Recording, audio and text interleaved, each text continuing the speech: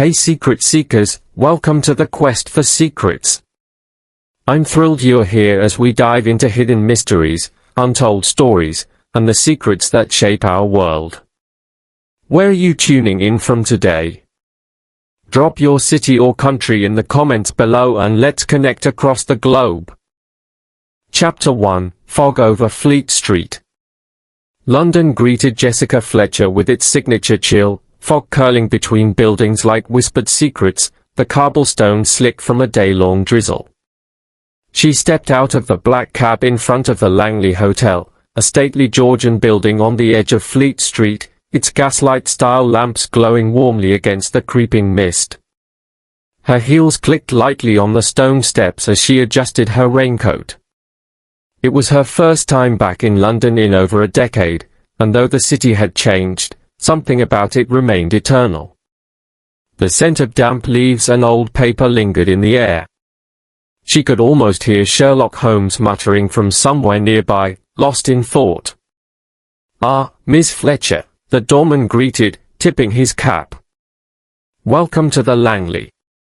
We trust your flight wasn't too dreadful." "Oh, not at all," she replied with a warm smile. "I've had more suspenseful journeys, though the man beside me did insist the hotel was haunted." The doorman chuckled politely and waved her inside. The Langley's lobby was the kind of place where you half expected a pipe-smoking lord to emerge from behind a velvet curtain. High ceilings, dark mahogany paneling, and brass chandeliers gave it the feel of an aging literary salon. Jessica signed the guest book with a flourish. "Your room is ready, Miss Fletcher," the receptionist said in a crisp tone. "And your symposium packet is waiting upstairs. Welcome again to the London Literary Symposium." Jessica thanked her and made her way to the lift, passing by a small reading lounge where the fire crackled quietly.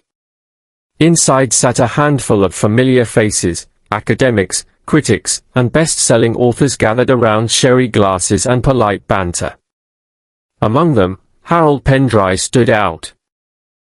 He looked exactly as she remembered from book covers and interviews, tall, silver-haired, with an intensity behind his wire-rimmed glasses. He was holding court with a cluster of younger writers, expounding on the death of narrative in modern literature. Jessica gave a polite wave as she passed. He nodded back, faintly, then returned to his monologue. By the time she reached her room, jet lag was beginning to settle in. Still, she took a moment to browse the symposium schedule. She was scheduled to moderate a panel on transatlantic mystery traditions and would be sharing a stage with Harold Pendry himself. Jessica remembered Pendry's early work, brilliant, brooding mysteries set in post-war Britain, filled with flawed heroes and moral ambiguity. His more recent novels had taken a darker turn, drifting towards psychological suspense. She had once called him the British Dostoevsky of murder fiction, in a review. They'd never met in person, until now. She changed into something more comfortable and made her way back downstairs for the welcome reception. The ballroom had been modestly decorated, with Union Jack bunting hung alongside publisher banners. Waiters floated by with trays of wine and canapes. Across the room, Jessica spotted a familiar face. Marian Clegg, literary critic for The Times, approached with her usual speed and certainty. "Jessica. A delight, truly. I heard you were coming. I trust Cabot Cove hasn't gotten too quiet for you." "Never," Jessica laughed. "Though I can't say I've solved any murders in the last 2 weeks." "Well, don't say that too loudly in this crowd. Some of them might take it as a challenge." They chatted briefly about the state of the publishing world. Marian leaned in at one point and whispered, "Watch Harold Pendry. He's either sitting on a literary masterpiece, or a scandal." Jessica raised an eyebrow. "Scandal? Rumor has it his next book is a thinly veiled exposé. Names changed, of course, but not changed enough." Jessica tucked the comment away like a clue in a drawer. As the evening wound down, she spotted Pendry slip out of the ballroom, his expression unreadable. His editor, a wiry man named Colin Rowe, followed a few steps behind, clearly agitated. Jessica made a mental note. Back in her room, she scribbled a few thoughts in her journal. Habits die hard, even for the mystery writer on vacation. She listed the people she'd met, the tone of the crowd, and Marion's warning. Down the hall, a door slammed. Somewhere in the building, a floorboard creaked. Rain tapped steadily at her window like a soft knock. Jessica closed the notebook and switched off the light. Outside, the fog thickened. Inside, the mystery had only just begun. Chapter 2, a final chapter. The Langley Hotel awoke under a curtain of grey. Morning mist pressed against the tall windows, distorting the view of London's rooftops like a watercolour left in the rain. Jessica Fletcher, ever an early riser despite jet lag, sipped a mild English breakfast tea as she glanced through the symposium schedule. She had just finished highlighting a few author talks when the hotel's tranquility shattered. A scream. Sharp, sudden, and distinctly female. It echoed down the hall, drawing a chorus of gasps and doors creaking open. Jessica was out of her chair instantly, heart thudding, not out of panic, but from the familiar surge of instinct. She grabbed her cardigan and stepped into the hallway. Several guests had already gathered at the far end near room 307. A chambermaid stood pale and trembling in the doorway, her hands still clasped to her mouth. Jessica approached gently. "What happened?" I think he's dead," the young maid stammered, eyes wide. "Mr. Pendry. I came to bring his dry cleaning and, oh God, he's just lying there." Jessica moved toward the threshold. "May I?" The maid nodded shakily. Inside, the curtains were drawn, making the room appear dim despite the hour. The overhead light had been left on, casting a pale glow over the somber scene. Harold Pendry was sprawled across the settee near the fireplace, motionless. A half-empty bottle of scotch and a tumbler rested on the side table. A legal pad lay beside him, a pen uncapped and resting in his hand. But it was the pale bluish tinge around his mouth and the unmoving rise of his chest that confirmed it. He was gone. Jessica stepped closer and noted the details automatically, the way a seasoned sleuth or author might. No visible signs of a struggle, no overturned furniture, no weapon in sight. A faint odor, bitter almonds, seemed to linger in the air. She turned toward the maid. "Did you touch anything?" "No, miss." I ran straight down and told the manager. The assistant manager, a young man named Elliot Granger, appeared moments later, out of breath and flustered. "Oh Lord," he muttered upon seeing the body. "We'll need to call the police at once." Jessica nodded. "And I suggest no one enter or leave the room until they arrive." Within 30 minutes, the corridor was sealed off and a pair of detectives from Scotland Yard had arrived.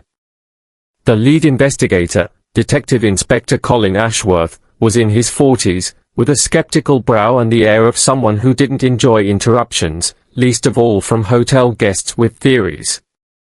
He took statements from the maid, the manager, and finally, Jessica. "You're the American writer," he said, flipping through his notepad. "Fletcher, is it?" "That's right," Jessica replied. "And I should say I'm not trying to interfere, Inspector, just offering what little I observed." Ashworth looked unconvinced. "Pendry was due to speak at the symposium, wasn't he?"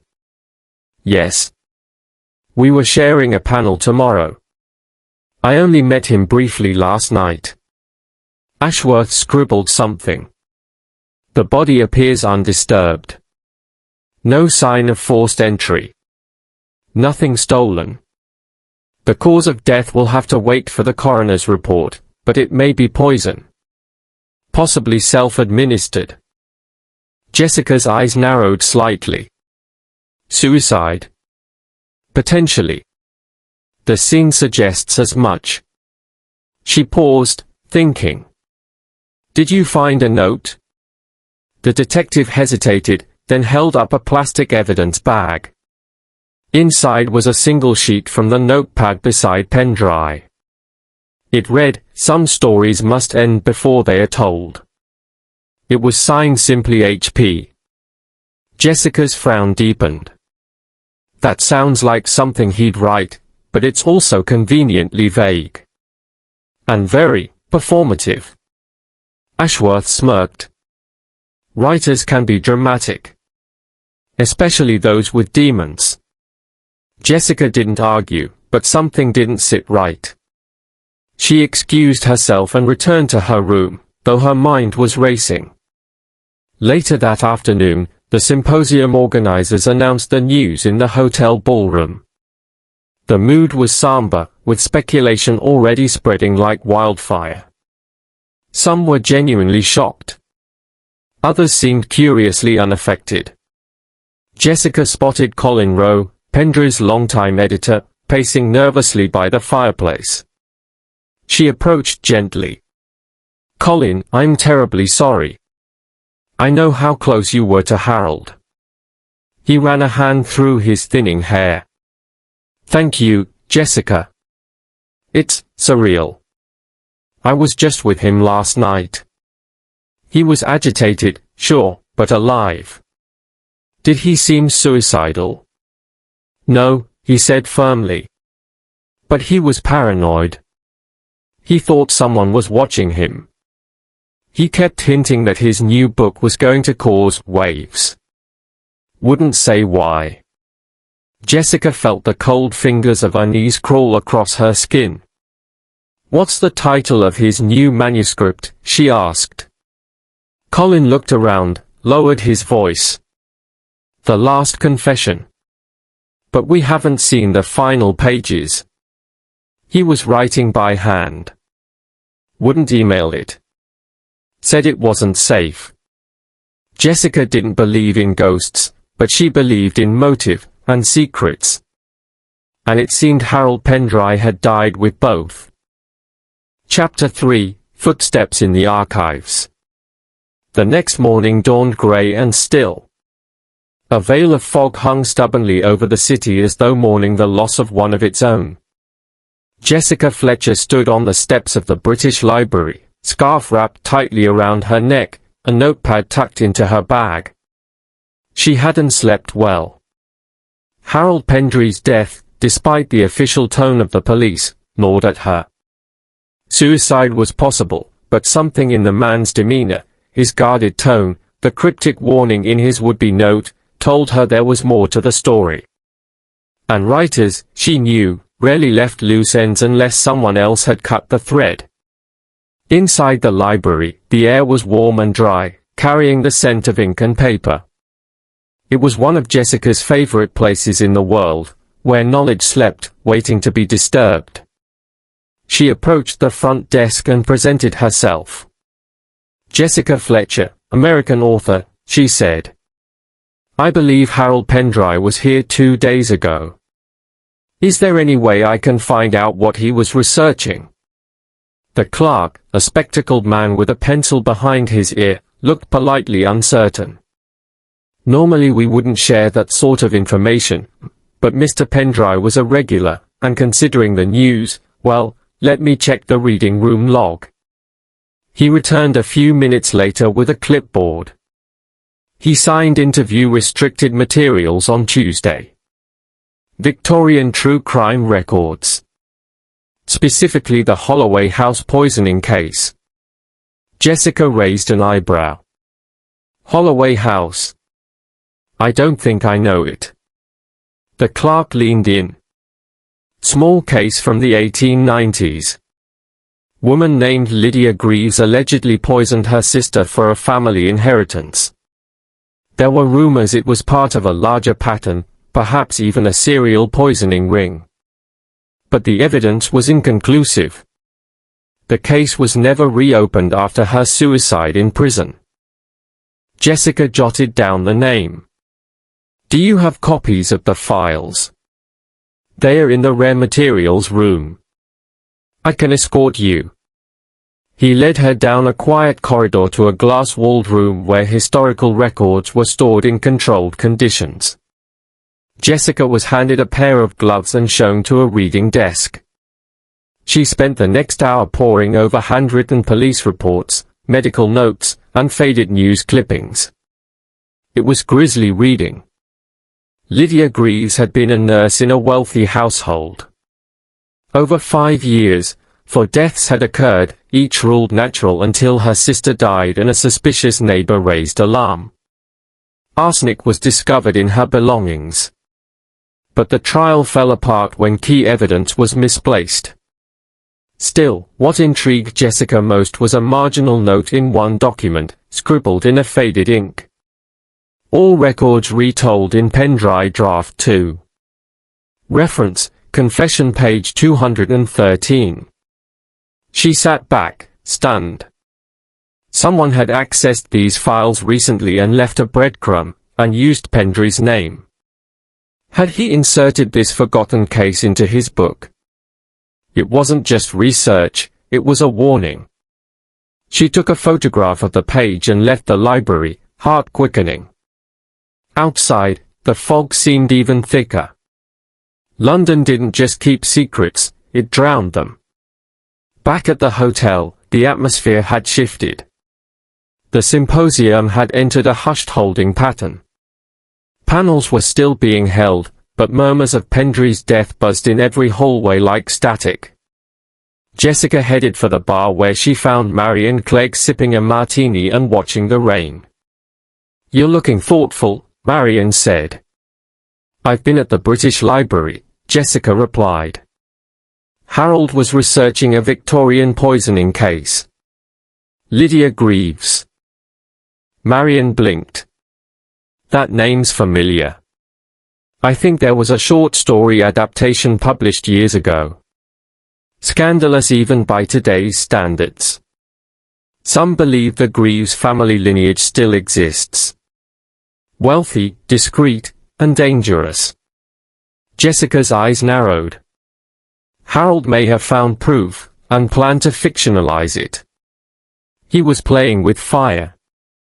Marion nodded slowly. And if he intended to name names, even under pseudonym, someone might have wanted to stop him. Permanently. Jessica thanked her and stood. As she passed the lobby, she noticed Colin Rowe, Pendry's editor, pacing nervously near the concierge desk again. "Colin," she said. "I need to ask you something. Did Harold ever talk about the Holloway case?" He looked startled. "He mentioned it in passing, something about drawing parallels between historic poisonings and modern scandals. He wanted to weave a dual narrative, past and present. I told him it was risky. Risky legally, or personally." Colin hesitated. He believed someone alive today was connected to the case. He thought publishing the truth might make them come after him. Jessica stared. "Did he name anyone?" "No. But he was especially paranoid after someone confronted him outside the library last week. He wouldn't say who. Just that they warned him not to finish the book." Jessica felt a chill crawl down her back. "Do you have the manuscript?" Colin shook his head. "Only fragments. He kept the full draft in his room. Longhand, as always." Jessica's eyes turned toward the lift. If the manuscript survived, the truth might still be in it. And someone may already be trying to erase it. Chapter 4, The Ink Beneath the Surface. By the next morning, Jessica Fletcher had made up her mind. If the manuscript still existed, it might be the key to unraveling not only Harold Pendry's death, but the threat he believed was closing in on him. She took the elevator to the third floor of the Langley Hotel and stood outside room 307, the site of his death. A "Do Not Disturb" sign still hung on the handle, though the door was now sealed with yellow police tape. A uniformed officer stood nearby, posted for security. Jessica approached him calmly. "Good morning, officer. I was wondering who I might speak to in order to gain access to Mr. Pendry's room. I believe he may have left behind important material that relates to his death." The officer gave her a skeptical look. "No one's allowed in until the scene is officially cleared. Orders from Inspector Ashworth." Jessica smiled gently. "I understand. But Mr. Pendry's editor says the only copy of his final manuscript is still inside, and if this truly was a suicide, the document may clarify his intentions. Or, if it was something else, might provide motive." The officer wavered, then picked up the phone and called downstairs. 15 minutes later, Inspector Ashworth appeared, looking annoyed but not entirely surprised. "I should have guessed you'd be here," he said, folding his arms. "You're persistent, Mrs. Fletcher." "Only when it counts," she replied. "Did your coroner confirm poisoning?" Ashworth nodded reluctantly. "Cyanide. Fast-acting. In the scotch, most likely. We're testing the glass for prints. So far, his own and the maid's." "And the note?" "Authentic handwriting. But I'm not satisfied yet, either," he admitted. Jessica was momentarily surprised. "You think someone could have staged it?" He sighed. Pendry was a famous writer with enemies, financial pressures, and secrets. That's a volatile combination. The last thing I need is a scandal involving aristocrats or old skeletons from Victorian closets. But if there's something to find, I'll find it." Jessica nodded. "Then let's find it together." Ashworth led her into room 307. The lights had been left on. A stale stillness hung in the air, as if the room itself hadn't exhaled since Pendry's final breath. She moved slowly, observing the details: a stack of books on the desk, a coffee cup still half full, a notepad with only the top sheet torn off. The rest of the pages were blank. She turned to the writing bureau. Inside the middle drawer, neatly stacked, was a pile of handwritten pages clipped in sections. Pendry's familiar looping scrawl danced across the paper. She thumbed through the first few pages. It wasn't a novel, it was a confession disguised as fiction. And it didn't begin in the present day, but in 1893. The title was scrawled across the top of the first page, "The Last Confession." Jessica sat on the edge of the bed and began scanning key paragraphs. The story followed a fictionalized Lydia Greaves, but also jumped across time to a modern-day narrative. A literary historian, bearing a suspicious resemblance to one of Pendry's peers, had uncovered evidence that the Greaves lineage had continued in secret, under a different name, protected by money and political favors. In the margins, Pendry had jotted real-life references, initials, dates, articles. One name appeared several times: Elsie. Jessica paused. Elsie? She remembered Marion Clegg's words about the Greaves family possibly still existing, and her tone had been oddly cautious. Too cautious. Could it be Marion herself? No, someone else? A knock at the door interrupted her thoughts.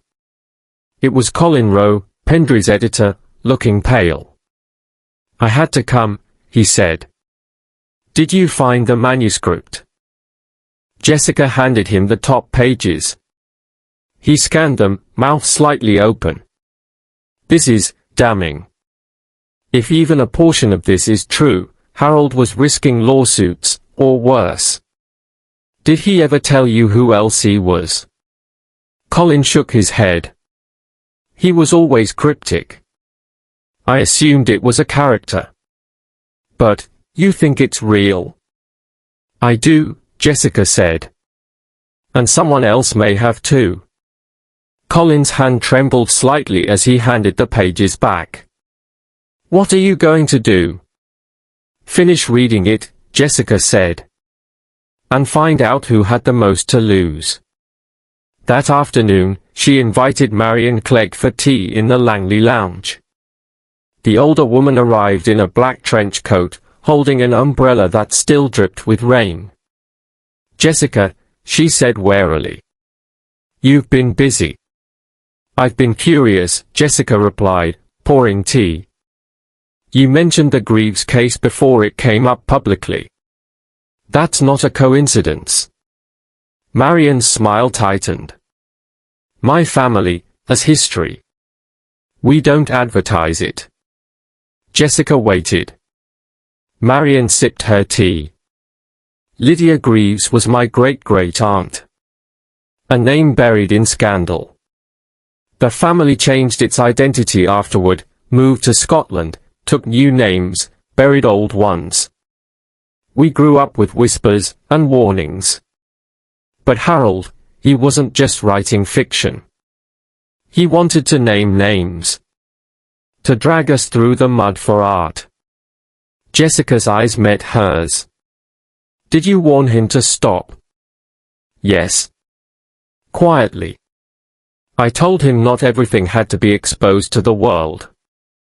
Some stories are best left unfinished.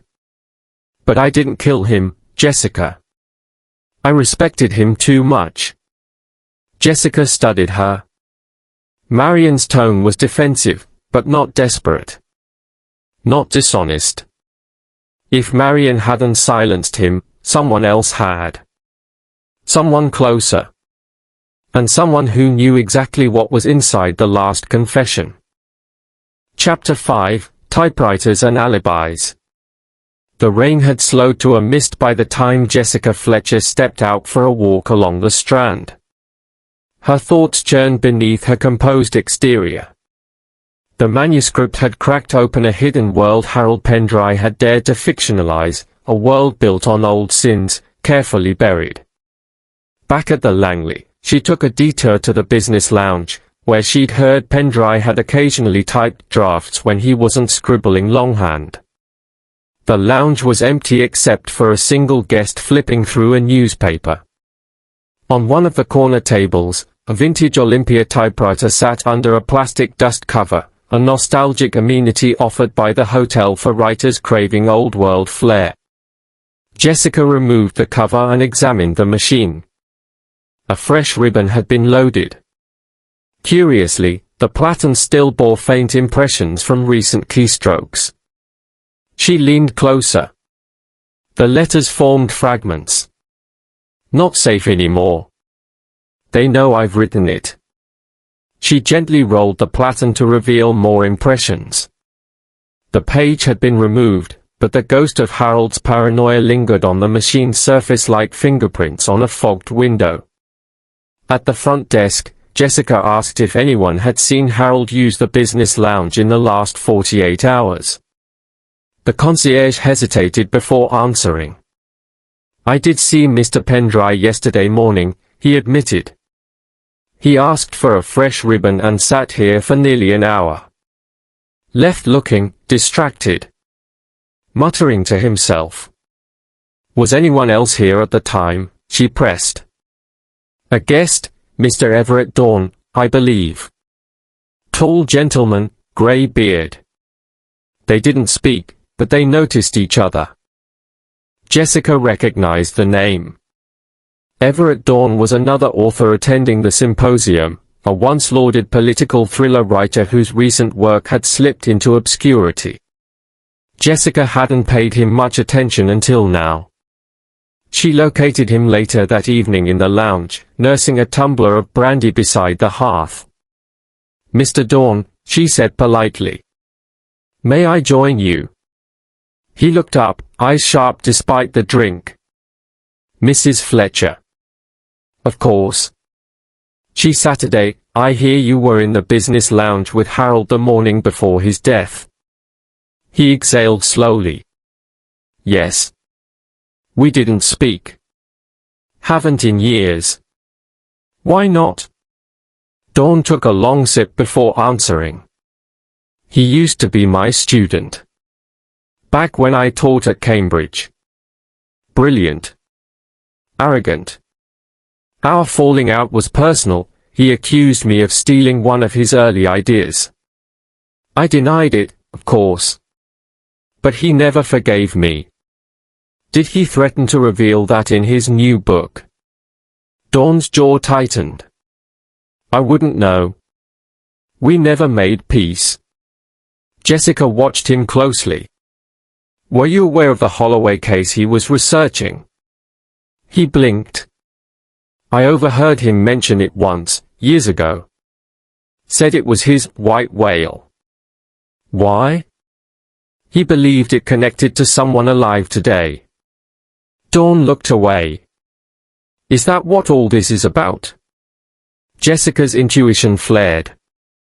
Dawn's defensiveness was real, but it felt rooted in guilt of a different kind. Perhaps he feared exposure, but not necessarily for murder. She left him stewing and returned to her room to study the remaining pages of the manuscript. A single passage caught her attention. There are those who profit from silence more than truth. And when you write the truth, they do not try to argue. They try to erase you. Below it, a footnote marked with double stars. If anything happens to me, Colin knows where the original evidence is. Jessica's pulse quickened. Colin Rowe. Pendry's editor. She remembered his agitation, his trembling hands. She had dismissed them as grief, but perhaps there was more. She found Colin in the hotel's library, seated with a pile of paperbacks in front of him. He looked up, startled. Jessica. Something wrong. Harold left a note in his manuscript. Said you'd know where the original evidence is.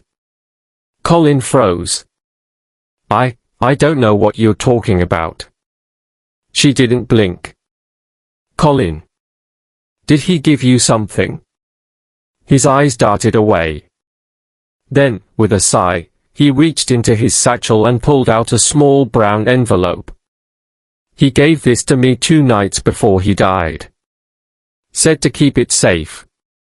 Inside were several photocopies of historical documents, court transcripts, birth records, letters, all tracing the Greaves family through the decades. The final page was a recent photograph. A woman, dressed elegantly, stepping out of a black car. Jessica recognized her instantly. Not Marion. Not a politician. But Olivia Chatburn, the chair of the symposium organizing committee. Jessica's voice was calm. Why didn't you come forward? Colin lowered his gaze. He made me promise not to. Said if anything happened, I'd know the time was right. I didn't think he'd actually. She held up a hand. You didn't harm him. But someone with a lot more to lose did. She stood. It's time I spoke to Ms. Chatburn. Chapter 6, A Book Worth Killing For. The sky over London darkened as evening fell, the fog thinning into ribbons that clung to the edges of rooftops and lampposts. Inside the Langley Hotel, Jessica Fletcher moved with purpose, a folder tucked beneath her arm containing the documents Colin Rowe had reluctantly surrendered. She spotted Olivia Chatburn in the drawing room, speaking quietly with a publisher from Edinburgh. Olivia's tailored navy suit and immaculate posture gave her the aura of someone who never expected to be questioned, only quoted. Jessica waited until the conversation ended before approaching. Ms. Chatburn, she said evenly. Might I have a word? Olivia turned, flashing the polished smile of a seasoned academic administrator. Of course, Mrs. Fletcher. Shall we sit? Jessica nodded, leading her to a quiet alcove away from the ears of curious onlookers. "I'll come straight to the point," Jessica began. "I've been reading Harold Pendry's manuscript. He left clues pointing to a real family connected to a 19th century poisoning case. One that, as it turns out, may be part of your own ancestry." The smile on Olivia's face didn't vanish, it froze. "I beg your pardon," she said softly, though her voice had taken on a harder edge. Jessica opened the folder, withdrawing the photograph. "This was taken 2 weeks ago, outside a private club in Mayfair. The resemblance to Lydia Greaves, as seen in the archived sketch from her trial, is striking. The evidence links your lineage directly to her." Olivia's jaw stiffened, but she remained composed. "You're chasing ghosts, Mrs. Fletcher." "Perhaps. But someone tried to keep those ghosts buried by eliminating the man who unearthed them." Silence stretched between them like a drawn wire. Olivia folded her hands. "Do you truly believe I murdered Harold? Out of some misguided sense of shame over a dead relative's crimes?" Jessica didn't answer immediately. She reached for the final page in the folder.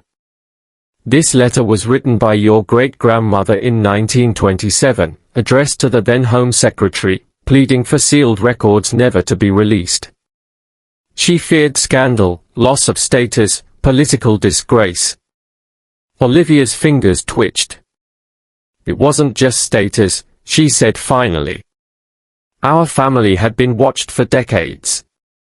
Journalists, activists, even fiction writers, all sniffing around for a headline. We rebuilt everything. Then Pendry came sniffing. I warned him, yes, but I didn't poison him." "Who else would have motive?" Jessica asked quietly. Olivia's voice grew colder. "Anyone who feared being mentioned. Harold didn't just threaten my family. He hinted at exposing former officials, media figures, living heirs to tainted fortunes. He was careless, and people with far more to lose than me took notice." Jessica narrowed her eyes. "Are you saying you know who killed him?" "No," Olivia said. "But I wouldn't be surprised if someone acted first. Before publication could ruin lives." Jessica stared at her, then closed the folder. "If Harold trusted you enough to give you that material," Olivia continued, "he may have miscalculated. Truth doesn't always liberate, Mrs. Fletcher. Sometimes it just burns everything down." Jessica stood. "It wasn't his family's past at stake. Only yours. He died for a book, one you clearly thought was worth suppressing." Olivia didn't deny it. "And yet, here you are. Holding it." Jessica turned and walked away without another word. Later that night, in her room, Jessica reviewed her notes. The pieces were all present: motive, threat, and opportunity. But something remained out of place. Harold's death had been calculated. Clean. Almost too clean for a man known to live in organized chaos. She returned to the manuscript's margins, scanning for anomalies. On page 213, a line stood out. "There is only one person I trust to see this through, though he doesn't know it yet." Jessica read it twice. Harold hadn't just feared for his life, he'd planned for its end. He'd predicted betrayal, prepared for silencing. But more importantly, he'd left a final safeguard. A hidden passage had been taped to the inside cover of the manuscript. Jessica had overlooked it, until now. She peeled back the edge. There, in Harold's unmistakable handwriting, was a name. Elliot Granger. The assistant hotel manager. Jessica's eyes widened. Elliot, the one who'd been present at the discovery of the body, who had arrived just before the police, who'd seemed overwhelmed, or rehearsed. She pulled out her phone and rang Inspector Ashworth immediately. "We may have been looking too high," she told him. "Harold's killer might have been standing right beside us all along." Within the hour, Ashworth and his team had detained Elliot for questioning.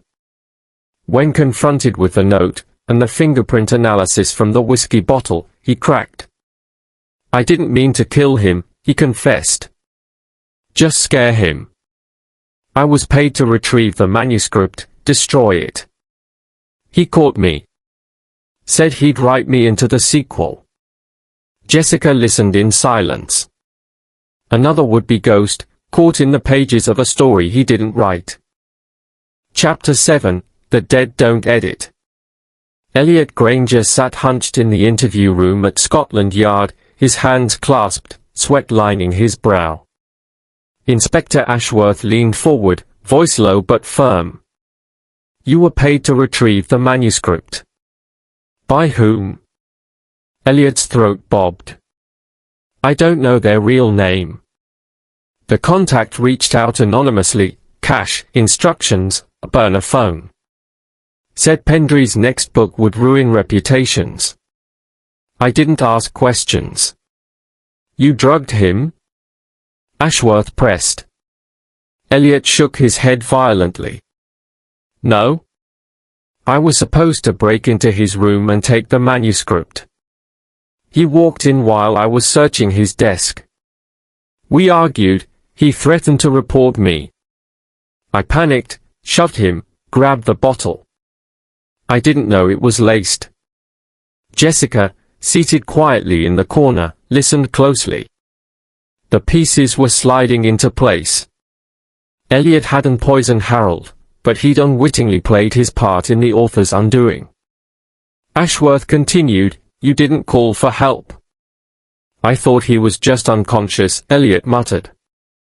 "But I saw the note, and I realized it looked like suicide.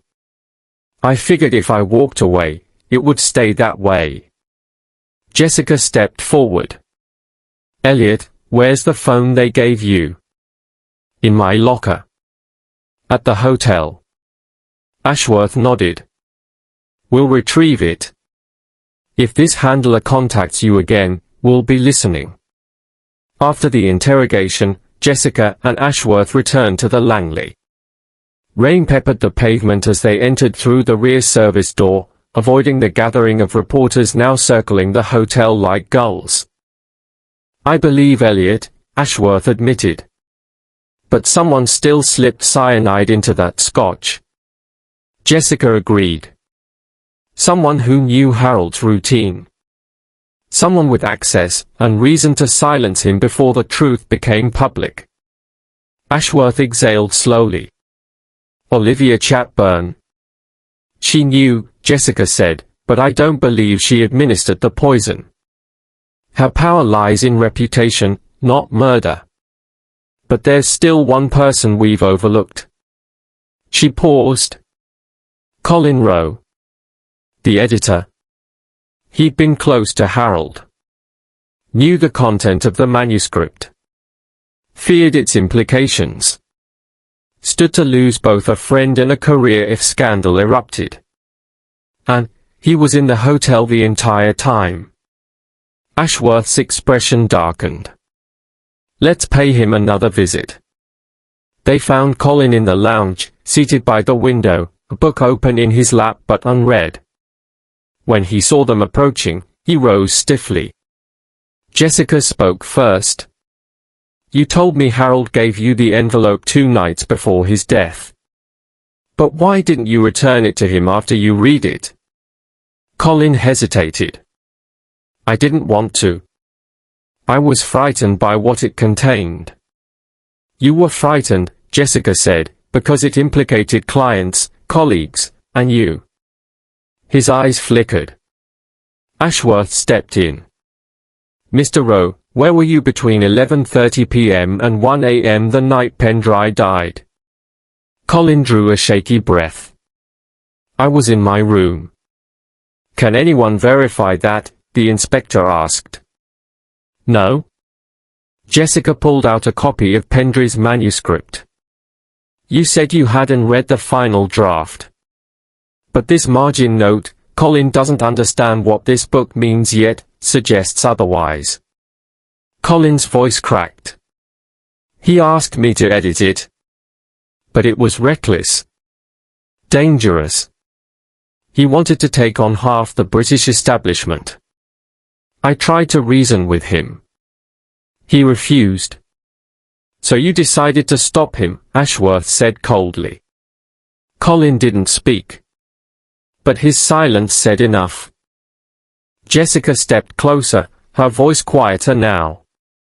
You didn't poison him, did you? No, he whispered. But I let someone else know what he was doing. Someone I thought would scare him into backing off. I didn't know they'd take it further. Who? Ashworth demanded. Colin looked out the window, despair lining his face. A lobbyist. Tied to one of the names in the manuscript.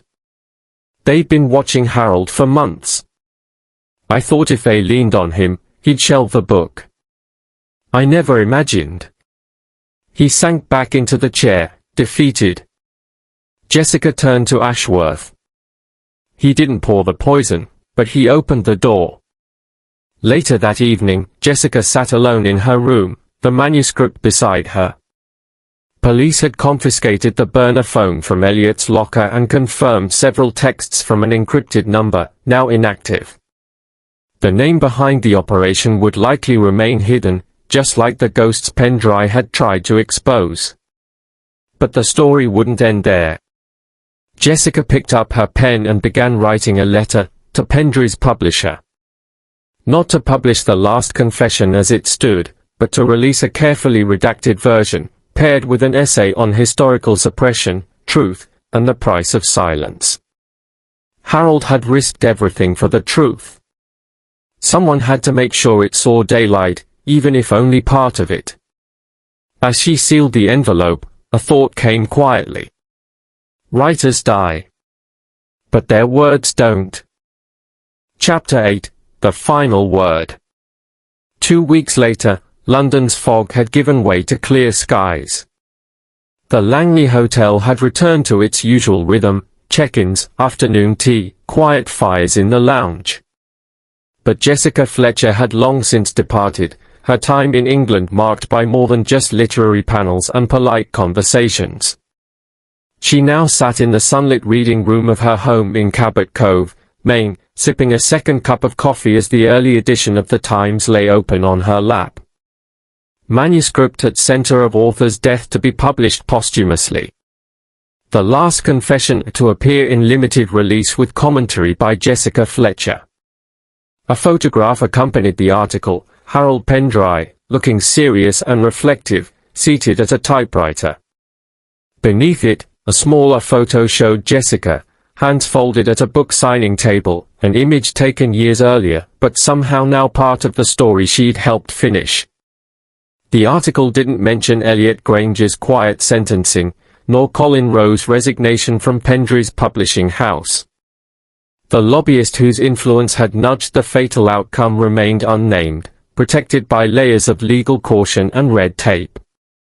The truth had surfaced, but in fragments, enough to honor the story, not enough to burn down the house. Jessica closed the paper and stared out at the harbor, where gulls wheeled overhead and fishing boats tugged gently at their lines. Cabot Cove was peaceful, slow-moving, honest in a way the world rarely allowed. Harold had once written that, fiction tells truths too dangerous for the front page. In the end, he'd been right. The ringing of the phone broke her reverie. Jessica Fletcher, she answered. Mrs. Fletcher, this is Olivia Chatburn. Jessica blinked, surprised. Miss Chatburn. I wasn't expecting your call. I assumed as much, Olivia said, her voice as crisp as ever. I wanted to say, thank you. For your integrity. For not letting my family's name be smeared carelessly. Jessica was quiet a moment. I didn't do it for you, Olivia. I did it for Harold. I know, came the reply. Still, I'm grateful. You struck a balance. You told enough of the truth. I told what I could prove. There was a pause on the line. There's a literary fund being established in Pendry's name, Olivia said at last. Quietly. For young writers who take risks. We hoped you'd consider serving on the board. Jessica hesitated. I'll think about it. Do, Olivia said, then ended the call. Jessica replaced the receiver and stood, walking to the bookshelves lining her study. She reached for the freshly delivered proof copy of The Last Confession. The title gleamed in silver against the black cover. She opened to the dedication page, one Pendry had written long before his final draft. To those who bury the truth, and those who dig it back up. Jessica smiled softly. In the pages that followed, history and fiction danced together. The Greaves mystery was reborn through allegory and shadowy metaphor, carefully revised to avoid libel, yet clear to anyone who read closely. A companion essay at the end, her own contribution, explored the ethics of historical fiction, censorship, and legacy. She returned to her desk, where a fresh sheet of paper sat in her typewriter. Title, Murder in the Mist, a memoir of truth and shadows. Not fiction this time. Just memory. Observation. Reflection. The murder of Harold Pendry had not been one for the police procedural textbooks. No smoking gun. No dramatic confession.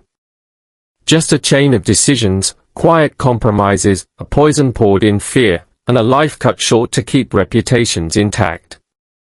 And yet, in a way, Pendry had won.